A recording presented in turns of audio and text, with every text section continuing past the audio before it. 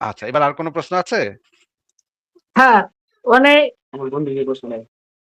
আমার পুরা কোরআন হাদিসে রয়েছে, হ্যাঁ শুনেছি, ইভেন অনেকের মুখে শুনেছি, কোরআন হাদিসে রয়েছে একবার সূর্য ডুবে গিয়েছিল, নবী নামাজ পড়তে পারে নাই, এর কারণে নবী নাকি দোয়া করেছিল, যার কারণে নবীর দোয়া কবুল করে সূর্য আবারও কি রিটার্ন, মানে সূর্য আবার উঠেছিল ওই নামাজ পড়ার সময়, যেন আবার ফেরত আসে, হ্যাঁ ওইরকম আর কি, হ্যাঁ এরকম। হ্যাঁ, ঠিকই বলেছেন, এরকম একটা হাদিস আছে, ঠিকই বলেছেন। হ্যাঁ, নবী একবার সূর্যরে থামায় দিছিল। আরো একজন নবী ছিল, ইসলামের দুইজন নবী মোট সূর্যরে থামাইছে। একটা হইতেছে পুরনো একজন নবী, আরেকজন হচ্ছে নবী মোহাম্মদ। নবী মোহাম্মদ নামাজ একবার ইয়া করছে, দেরি দেরি করছে আপনাকে এই জন্য। আপনাকে একটু রিকোয়েস্ট করতে পারি? হ্যাঁ, আমি হাদিসটা বের করতেছি, আগে হাদিসটা জি দেখি বিয়ার করেন, কিন্তু আমি এর ফাঁকে একটু রিকোয়েস্ট করি আপনাকে। হ্যাঁ, বলেন। আমি আপনাকে কোনো প্রকার ব্যক্তিগত আঘাত, মানে কোনোভাবে আঘাত করবো না, আমি যেভাবে সাধারণ ভাবে ব্যবহার করতেছি আপনিও ঠিক একই ভাবে, মানে কোনো প্রকার আর কি কাউকে অপমান করে লজ্জা দিয়ে এরকম কথা বলবেন না প্লিজ, আমি আপনার কাছে রিকোয়েস্ট করতেছি। আমি যেভাবে কথা বলতেছি আপনি বলতেছেন এতক্ষণ ঠিক আছে, মানে বুঝতে পারছেন আমি কি মিন করতেছি? হ্যাঁ, আপনি যদি মানে ঠিকভাবে কথা বলেন এবং আমার ইয়াগুলা বোঝার চেষ্টা করেন, তাহলে আমি হুম হুম আসলে হুম। ইয়া করবো না। কিন্তু যদি ওকে দেখি ওকে, যে কাউকে আপনি, হুম হুম, ওকে ধর্মকে বা কোনো নবীন রাসূল না জাকির হয়নি হোক কোনো কিছু বলবেন না, উলুগুলো মানে একদম স্ট্রেট ফরওয়ার্ড কথা বলবেন, আপনি আপনার ব্যাখ্যা না দেবেন, না, আমি আপনার প্রশ্ন করবো, ওকে? আমি যেটা মনে করি সেটা আমি বলবো। আমি কি বলবো নবী সম্পর্কে সেটা আপনি ডিকটেট করতে পারবেন না ভাই। আপনি কি বলেন ওকে নবী সম্পর্কে সেটা যেমন আমি ডিকটেট করব না আপনাকে, আমি বলে দিব না যে অবুজ ভাই আপনার কিন্তু নবীরে লুচ্ছা বলতে হবে, এটা আমি আপনারে বলবো না। আপনি কি বলবেন না না বলবেন সেটা আপনার বিষয়, আপনার ব্যক্তিগত ওকে বিষয়। আমি কি বলবো না ওকে। না বলবো সেটাও আমার ব্যক্তিগত বিষয়। আমি আপনাকে দেখাচ্ছি, এই হাদিসটা আপনি পাবেন আশ-শিফা গ্রন্থের প্রথম খণ্ড, ডুবন্ত সূর্য ফিরিয়ে আনা। ইমাম তহাবি তার রচিত মুশকিলুল হাদিস গ্রন্থে উল্লেখ করেছেন, হযরত আসমা বিনতে উমাইস এই বর্ণনা দুভাবে উল্লেখ করেছেন। একদা হুজুর সাল্লাল্লাহু আলাইহি ওয়াসাল্লামের উপর ওহী অবতীর্ণ হতে শুরু হয়। এই সময় তিনি হযরত আলী এর উরুর উপরে মাথা রেখে বিশ্রাম করছিলেন। তাই হযরত আলী আসরের নামাজ আদায় করতে পারেননি। সূর্য অস্তমিত হয়ে যায়। হুজুর হযরত আলী একে জিজ্ঞেস করলেন, হে আলী, তুমি কি আসরের নামাজ পড়েছো? আলী বলল, না। তখন হুজুর দোয়া করলেন, হে আল্লাহ, নিশ্চয়ই আলী তোমার ইবাদত ও তোমার রাসূলের আনুগত্যে থাকার কারণে তার নামাজ কাজা হয়ে গেছে। তুমি পুনরায় সূর্যকে উদিত করে দাও। হযরত আসমা বলেন, আমি সূর্যকে ডুবে যেতে দেখেছি, তারপর আবার আকাশে সূর্য উদিত হতে দেখেছি। সূর্যের রশ্মি তখন পাহাড়ের চূড়া ও জমিনে পতিত হয়েছে। উক্ত ঘটনা খায়বার যুদ্ধে সাহবা দুর্গ বিজয়ের সময় সংঘটিত হয়েছে। ইমাম তাহাবী বলেন, উক্ত বর্ণনাদ্বয় প্রামাণ্য ও নির্ভরযোগ্য সূত্রে বর্ণিত হয়েছে। আর উভয় বর্ণনার বর্ণনাকারীগণও নির্ভরযোগ্য এবং বিশ্বস্ত হিসেবে প্রমাণিত হয়েছে। এই জিনিসটা বলা আছে এবং নিচে আরো বলা আছে যে হুজুর দোয়া করেন যারা দিন 1 ঘন্টা বৃদ্ধি করে দেওয়া হয় তখন সূর্য স্থিরভাবে দাঁড়িয়ে থাকে। এই জিনিসটা বর্ণনা করা আছে বাইহাকির হাদিসে। কিন্তু এই জিনিসটা বৈজ্ঞানিকভাবে সম্পূর্ণ ভুল। এরকম যদি ঘটতো তাহলে সারা পৃথিবী ধ্বংস হয়ে যেত, পৃথিবীর কোনো অস্তিত্ব থাকতো না, পৃথিবীতে কোনো প্রাণী জগতের অস্তিত্ব থাকতো না। পৃথিবী যদি 1 সেকেন্ডের জন্য স্থির হইতো তাহলেও পৃথিবীর যে বায়ুমণ্ডল সেটা ধ্বংস হয়ে যেত, পৃথিবীতে বিরাট একটা বিপর্যয় হইতো, কোনো বসবাসের উপযোগী কোনো কিছু থাকতো না, পৃথিবীর সমস্ত প্রাণী 1 নিমিষে মারা যেত। হ্যাঁ বলেন, ইয়া ভাই, আপনাকে আমি হাদিসটা বের করে দেখালাম, আপনি বলেন এবার। তাহলে ওনারা যে সাক্ষী রয়েছে হযরত আলীর কাঁধে শুয়েছিলেন, ওনারা যে ছিল ওখানে, উনি যখন লিখতেছে তাহলে ওনারা তো প্রতিবাদ করতেন যে এমনটা তো হয়নি, আপনি এমনটা কেন বললেন? তখন বলেছে লেখা হয়েছে বলে তো আমরা এখন জানতেছি, তখন তো তারা প্রতিবাদ করতে পারতো, তাহলে তো এটা সত্য প্রমাণ আছে, কারণ ওনারা তো সাক্ষী ছিল, ওখানে ছিল, ওনারা কিভাবে এটাকে সমর্থন করলেন? ভাই, এই রকমের ঘটনা যেসব আপনি ব্যক্তিগণ। এই রকমের ঘটনা হিন্দুদের ভিতরে আরো বেশি আপনি খুঁজে পাবেন। আপনি যদি হিন্দু বাবা টাবা কেবলা কাবা পীর ফকির এই সমস্ত পুরোহিত এদের জীবনী পড়েন তাহলে দেখবেন অনেক অলৌকিক ঘটনা তাদের গ্রন্থে লেখা থাকবে। যেমন শ্রীরামকৃষ্ণ পরমহংস, ভারতের একজন বাবা, তার নামে অনেক এরকমের গল্প গুজব চালু আছে। অনেক নাকি কেরামতি করতে পারতো, অনেক নাকি টুকটাক করতে পারতো, কুদরতি মানে ঘটনা ঘটাইতে পারতো। এবং তার যে আশেপাশে চেলাচামুন্ডারা তারাও সাক্ষী দিত যে হ হ আমরা নিজেরা দেখছি এরকম হয়েছে, এরকম করছে। এমনকি আমি যখন ঢাকায় থাকতাম, হুজুর সায়দাবাদী নামে একজন পীর ছিল আমাদের এলাকায়। সেই সায়দাবাদীকে সায়দাবাদী নাকি মানুষকে ফু দিয়া বাচ্চা আইনা দিত। যে মহিলাদের বাচ্চা হয় না সেই মহিলাদের পেটে ফু দিত, তারপর নাকি বাচ্চা হয়ে যেত।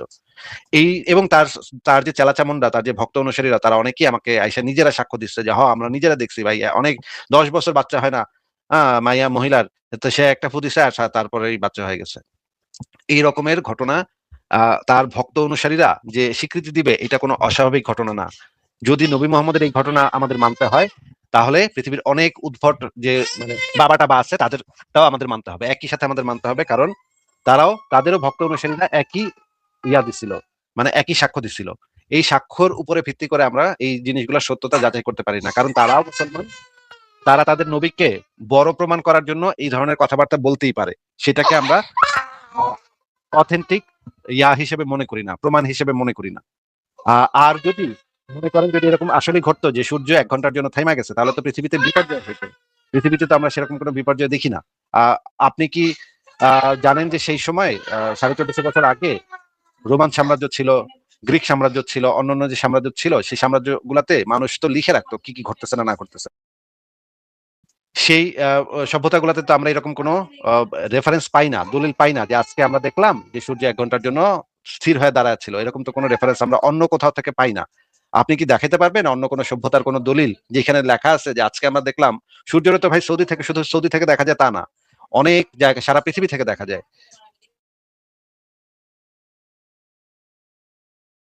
হ্যাঁ, এবার বলেন, অবুঝ ভাই বলেন। জি, তাহলে ধরেন বর্তমান যে বাবা টাবা আছে এনারা মনে করেন যে কোনো কিছু উদ্ভট কিছু করলে তার দলে যারা থাকে তারা সমর্থন করে। তারাও জানে যে ভণ্ড, তার হ্যাঁ তার হ্যাঁ, অর্থ আপনি কি উপার্জন হচ্ছে, এই যে তার থেকে আমরাও পাচ্ছি। সাইদি হুজুরকে যে চাঁদে দেখা গেছে এরকম একটা ঘটনা কি আপনি শুনেছিলেন? হ্যাঁ, আমি শুনেছিলাম কিন্তু আমি নিজে দেখি নাই। আচ্ছা, নিজে দেখেন না, কিন্তু পিরোজপুর অঞ্চলের তো হাজার হাজার লোক, লাখ লাখ লোক নাকি দেখছে ওই দিন সাইদির চাঁদে। আচ্ছা, দেওয়ানবাগী পীর সাহেবের নাম শুনেছেন? ওই ঢাকায় যে একটা জি দেওয়ানবাগী শুনেছি, জি শুনেছি, দেওয়ানবাগী পীর জি সাহেবের শুনেছি। অনেকগুলা অলৌকিক মজেজা আছে। দেওয়ানবাগী পীর সাহেবের ভক্ত অনুসারীরা সাক্ষ্য দেয় যে আমরা নিজ চোখে দেখছি ভাই, নিজ চোখে দেখছি, আমরা একেবারে নিজ চোখে দেখছি। আর দেওয়ানবাগী পীর সাহেবের যে কোনো একজন ভক্ত অনুসারীর কাছে একটু জিজ্ঞেস করেন, দেখবেন তারা বলবে আমরা নিজ চোখে দেখছি, অলৌকিক কুদরত দেখাইছে আমাগো বাবায়। ওই যদি তাদের অনুসারীরা সাক্ষ্য দেয় তাহলে কি আপনি সেই জিনিসটাকে একসেপ্ট করবেন সত্য হিসেবে? যদি আমি নিজের চোখে দেখি সজ্ঞানের সুস্থ স্বাভাবিক অবস্থায় তাহলে অবশ্যই মানবো। নিজ চোখে তো অনেক সময় ভুল দেখা যায় ভাই। নিজ চোখে দেখে তো আমরা সেই জিনিসটার উপরে সেটা যে আসলেই ঘটছে সেটা বুঝতে পারি না। যেমন ধরেন মরুভূমিতে মরীচিকা দেখা যায়। মরীচিকা দেখেছেন মরুভূমিতে কখনো? মরীচিকা যে দেখা যায় এটা শুনেছেন? এর আগে এরকমটা শুনি নাই, দেখিও নাই, কারণ আমি থাকি হচ্ছে স্থলভূমিতে, এখানে মরুভূমি নাই। আচ্ছা, মরুভূমিতে মরীচিকা দেখা যায়, এটা হচ্ছে দৃষ্টি বিভ্রম। তারপর মানুষের এক ধরনের সাইকোলজিক্যাল সমস্যা হয়, সেটাকে বলে হ্যালুসিনেশন। ঠিক আছে? এইটা হইলে তখন মানুষ উদ্ভট কথা শুনে। যেই কথা সে আসলে আসলে তার কানে বাজতেছে না, কিন্তু সেই কথা সে শুনতে পায়। সারাক্ষণ তার কানের কাছে একজন কথা কইতে থাকে। সে ওই তার কথা শুনতে থাকে এবং তার সাথে কথাও কইতে থাকে। এই রকমের লোকজন সারা পৃথিবীতে অসংখ্য মানুষজন আছে যাদের এই রকমের সাইকোলজিক্যাল সমস্যা আছে। যারা কানের কাছে অন্য আরেকটা মানুষের কথা শুনে, মানুষ বা তারা মনে করে জিনের কথা শুনতাছি বা আমার জিনে ধরছে, আমি জিনের সাথে কথা কই। দেখবেন আপনি এই রকমের কিছু পাগল টাইপের মানুষ পাওয়া যায়, প্রত্যেক দেশেই পাওয়া যায়, যারা নিজেরা বিড়বিড় করে কথা বলতেছে। যাদের কানে আসলে অন্য আরেকজন কথা বলতেছে বলে তারা মনে করে। আবার অনেকে আছে যারা এরকমের মানুষ দেখে, চোখের সামনে দেখে আরেকজন মানুষকে, কিন্তু সেই মানুষের আসলে কোনো অস্তিত্ব নাই। এইগুলাকে বলা হয় সাইকোলজিক্যাল সমস্যা, মানসিক সমস্যা। তাদের মাথায় প্রবলেম হয়েছে, কোনো একটা সার্কিটে, কোনো মাথার ভিতরে যে ইয়াগুলা থাকে, নার্ভাস সিস্টেম থাকে বা নিউরাল নেটওয়ার্ক থাকে, সেই নিউরাল নেটওয়ার্কে কোনো একটা প্রবলেম হয়েছে। প্রবলেম হওয়ার কারণে তারা এরকমের উদ্ভট জিনিসপত্র দেখতেছে। আমরা তো এই দেখার মাধ্যমে কিছু দেখলেই আমরা সেই জিনিসটা বিশ্বাস করে নিতে পারি না। আমরা যেটা করতে পারি, যেটা একদম ভ্যালিড প্রমাণ হিসেবে উপস্থাপিত হবে, সেটা হচ্ছে আমরা বৈজ্ঞানিক ভাবে প্রমাণ করে দেখতে পারি যে এই জিনিসটা আসলে এরকম কিনা। কিন্তু সূর্য কখনো থাইমা গেছে? সূর্য যদি কখনো থাইমা যেত তাহলে তো ভাই পৃথিবীতে বড় ধরনের বিপর্যয় দেখা দিত। পৃথিবী তো টিকতো না, পৃথিবীতে তো বায়ুমণ্ডলই টিকতো না, মানুষ কোনো প্রাণী জগৎ টিকতে পারতো না। আপনি একটু জেমিনাইকে সার্চ করে জিজ্ঞেস করেন তো ভাই যে আচ্ছা, সূর্য যদি কখনো 1 ঘন্টার জন্য থাইমা যায় তাহলে পৃথিবীর কি হবে, বা পৃথিবীর প্রাণী জগতের কি হবে, এটা একটু জিজ্ঞেস করেন তো আপনি। হ্যাঁ, জিজ্ঞাসা করি নাই, তবে আপনি যা বললেন হয়তো বা এমনটা উত্তর দিবে যে পৃথিবী 1 সেকেন্ডের জন্য থেমে থাকলে ধ্বংস হয়ে যাবে। হ্যাঁ, পৃথিবীর তো ধ্বংস হয়ে যাওয়ার কথা, পৃথিবী তো টিকে থাকার কথা না। তাহলে আপনার যদি ওইটা সত্য হয়, তাহলে তো পৃথিবীর বিভিন্ন জায়গা থেকে মানুষেরা দেখার কথা যে, মনে করেন প্রাচীন রোমান সাম্রাজ্যে যে মানুষরা বৈশা আছে, গ্রিসের মানুষরা যারা বৈশা আছে, তারা তো আসমানের দিকে নিশ্চয়ই চাইছে, দেখতেছে আজকে, আরে আজকে তো সূর্য যাইতেছে না কেন? আমরা তো ওয়েট করতেছি সূর্য কখন অস্ত যাইবো, যাইতেছে না কেন? আরে আরে আজকে 1 ঘন্টা বেশি বয়া থাকলো সূর্য, ব্যাপারটা কি, ঘটনার কি? এরকম তো লক্ষ লক্ষ কোটি কোটি সারা পৃথিবীর কোটি কোটি মানুষের এটা দেখার কথা। তারা তো তাদের বইপত্রে লেখা যাওয়ার কথা যে একদিন না আমরা একটা অদ্ভুত জিনিস দেখলাম। এই যে মানে দেখলাম যে এই যে এই সূর্য আজকে 1 ঘন্টা বয়ে থাকলো, যাইলো গেল না। ভাই, গ্রিসের যে জ্যোতির্বিজ্ঞানীরা তার বহু বছর আগে থেকে কোন নক্ষত্র কোন জায়গায় আছে, কোন নক্ষত্র কতটুকু দূরত্ব অতিক্রম করছে, এগুলো সবকিছু ছবি আঁকা রাখতো, লেখা রাখতো। যে আজকে আমরা দেখছি যে সূর্যের এইখানে, কালকে দেখছি চাঁদের এইখানে। এগুলো প্রত্যেকটা জিনিস তারা ডকুমেন্ট রাখতো, কারণ তারা এগুলো নিয়ে বৈজ্ঞানিক গবেষণা করতো। হ্যাঁ, প্রাচীন গ্রিসের মানুষেরা, সেই গ্রিসের মানুষেরা গবেষণা করতে করতে অনেক কিছু বাইর করে ফেলাইছে, এগুলা রেকর্ড রাখতে রাখতে। তো তারাও কিছু লিখলো না তাদের বইপত্রে যে একদিন আমরা দেখলাম সূর্য 1 ঘন্টা বেশি বয়স ছিল, গেল না। এরকম তো ভাই আমরা পাই না কোথাও। তাহলে আপনি মানে এটার কোনো এই প্রমাণ দেখাতে পারবেন নাকি আপনার যে ধর্মগ্রন্থ ছাড়া, এছাড়া কোনো বাইরের থেকে কোনো নিরপেক্ষ প্রমাণ দেখাতে পারবেন? জি, বুঝতে পারছি। তাহলে মানে ওই আপনার কাছে নবীর কোনো সাথে বুঝতে পারছেন কি আমি এটা জানতে চাচ্ছি যে আপনার কাছে কি নিরপেক্ষ কোনো প্রমাণ আছে নাকি ভাই? তাহলে গ্রিস গ্রিস মনে করেন যে যারা এরকম মনে করেন তথ্য কালেক্ট করে লিখে রাখতেছে তারা লিখে রাখতো। হ্যাঁ, আপনি অনেকগুলো বলেছেন, আমি শুনেছি, মনোযোগ দিয়ে শুনেছি। আপনার ধর্মতে আপনার আপনার হাদিসে তো এটাও লেখা আছে যে আল্লাহ নবী চাঁদরে আঙ্গুলের ইশারায় 2 ভাগ করলো, এক খণ্ড পড়লো পাহাড়ের এই পাশে আর এক খণ্ড পড়লো পাহাড়ের ওই পাশে, তাই না? হ্যাঁ, হ্যাঁ। তো পাহাড়ের এই পাশে যদি এক খণ্ড পড়ে তাহলে পৃথিবী চাঁদ যদি 2 ভাগ হইয়া এক খণ্ড যদি এই পাশে পড়ে, চাঁদের তো আকৃতি হইতেছে পৃথিবীর 50 ভাগের 1 ভাগ। এটার এক খণ্ড যদি 2 খণ্ড হয়ে এক খণ্ড যদি সৌদি আরবের উপর পড়ে তাহলে পুরো মধ্যপ্রাচ্য ধ্বংস হয়ে যাবে, পুরো পৃথিবী ধ্বংস হয়ে যাবে ভাই। এটা কেমনে সম্ভব? আমি প্রশ্ন করেছিলাম সূর্যের বিষয়ে। হ্যাঁ, সূর্যের বিষয়ে এটা প্রাসঙ্গিকভাবে আসলো। এটাও তো আরেকটা মুজিজা আল্লাহর নবীর, তাই না? যে চাঁদরে 2 ভাগ কইরা সে ইয়া করে দিল। আ এই বিষয়ে এই বিষয়ে আমার অভিজ্ঞতা নেই। এই বিষয়ে আমি জানি না। আমি সূর্যের বিষয়ে জানি। সূর্যের বিষয়ে কথা বললে ভালো হতো।